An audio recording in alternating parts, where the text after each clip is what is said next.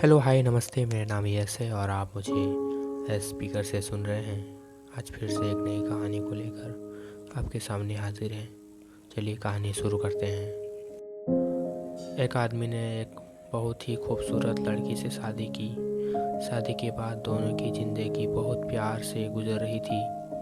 वो उससे बहुत चाहता था और उसकी खूबसूरती का हमेशा तारीफ किया करता था। लेकिन कुछ महीने के बाद लड़की की चर्म रोग से ग्लिंसित हो गई और धीरे धीरे उसकी खूबसूरती जाने लगी। खुद को इस तरह देख के मन में डर समाने लगा कि यदि वो बदसूरत हो गई तो उसका पति उससे नफरत करने लगेगा और वो उसकी नफरत बर्दाश्त नहीं कर पाएगी। इसी बीच एक दिन पति को किसी काम से शहर से बाहर जाना पड़ा। काम खत्म कर जब घर वापस लौट रहा था, उसका एक्सीडेंट हो गया। एक्सीडेंट में उसने अपनी दोनों आंखें खो दी, लेकिन इसके बावजूद भी उन दोनों की ज़िंदगी सामान्य तरीके से आगे बढ़ रही थी। समय गुजरता रहा और अपने चर्म रोग के कारण लड़की ने अपनी खूबसूरती पूरी तरह गंवा दी। वो बदसूरत हो गई, लेकिन अंधे पति को इस बारे में कुछ भी पता नहीं था। इसलिए इसका उनकी खुशहाल विवाहित जीवन पर कोई प्रभाव नहीं पड़ा। वो उसे उसी तरह प्यार करता रहा।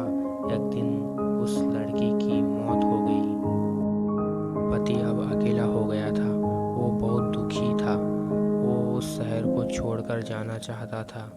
उसने अंतिम संस्कार की सारी क्रियाविधि पूर्ण की और शहर छोड़कर जाने लगा। तभी एक आदमी ने पीछे से उसे पुकारा और पास आकर कहा, अब तुम बिना सहारा के अकेले कैसे चल पाओगे?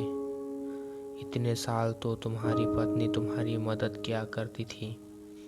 पति ने जवाब दिया, दोस्तों, मैं अंधा नहीं हूँ।